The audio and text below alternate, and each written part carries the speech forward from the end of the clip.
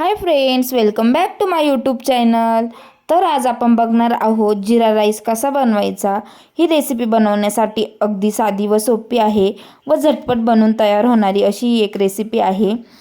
तर हा जिरा राईस तुम्ही दाल तडका, प्लेन डाळ किंवा ग्रेव्हीच्या भाजीसोबत खाऊ शकता. हा जिरा राईस खाण्यासाठी अतिशय चविष्ट असा लागतो. तर तुम्ही सुद्धा या पद्धतीने एकदा हा जिरा राईस नक्की बनवून बघा व तो कसा झाला आहे हे मला कमेंट करून नक्की सांगा. तर त्यासाठी काय काय साहित्य लागते आपण बघूया. इथे मी 2 ते 3 हिरव्या मिरच्या उभ्या कापून घेतल्या आहे.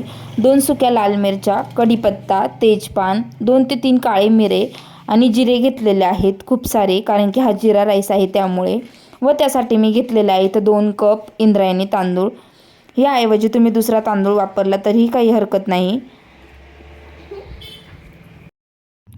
आता आपण सर्वप्रथम हे तांदूळ चांगल्या प्रकारे निवडून घेणार आहोत.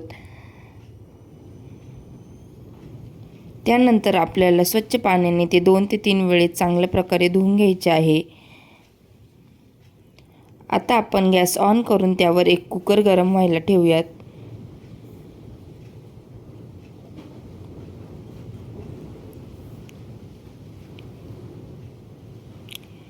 कुकर चांगला गरम झाल्यानंतर आपण त्यामध्ये घालणार आहोत तेल.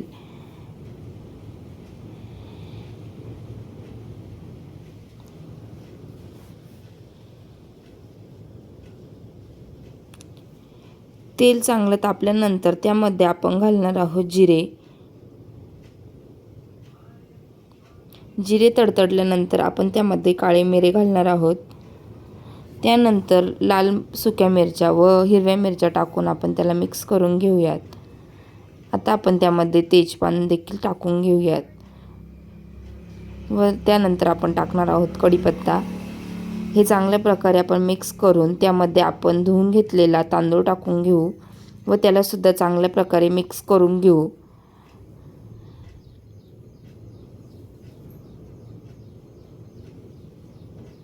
आता यामध्ये आपल्याला गरम पाणी टाकून घ्यायचे आहे व चांगले मिक्स करून आपण याच्यात लो फ्लेमवर 2 शिट्ट्या काढून घेणार आहोत.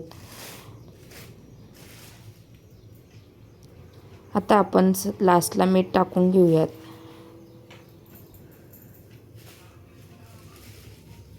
हा जिरा राईस आपल्याला जास्त ओव्हरकुक करायचा नाही आहे, त्यामुळे आपण याच्या 2च शिट्ट्या करणार आहोत. आता 10 मिनिट झालेले आहेत. आपण चेक करूयात आपला जिरा राईस शिजलाय की नाही. तर हे बघू शकता तुम्ही, हा इंद्रायणी तांदूळ असून देखील सुद्धा हा भात किती मोकळा व मऊसूत झालेला आहे, तुम्ही बघू शकता. जर तुम्ही सुद्धा अशाच पद्धतीने हा जिरा राईस केला तर तुमचा देखील जिरा राईस असाच बनून तयार होईल. तर तुम्ही सुद्धा एकदा नक्की ट्राय करून बघा. जर तुम्हाला हा व्हिडिओ आवडला असेल तर लाईक करा, तसेच तुमच्या फ्रेंड्स अँड फॅमिलीसोबत शेअर करा. तसेच चॅनलवर नवीन असाल तर माझ्या चॅनलला सबस्क्राईब करायला अजिबात विसरू नका. तोपर्यंत बाय बाय.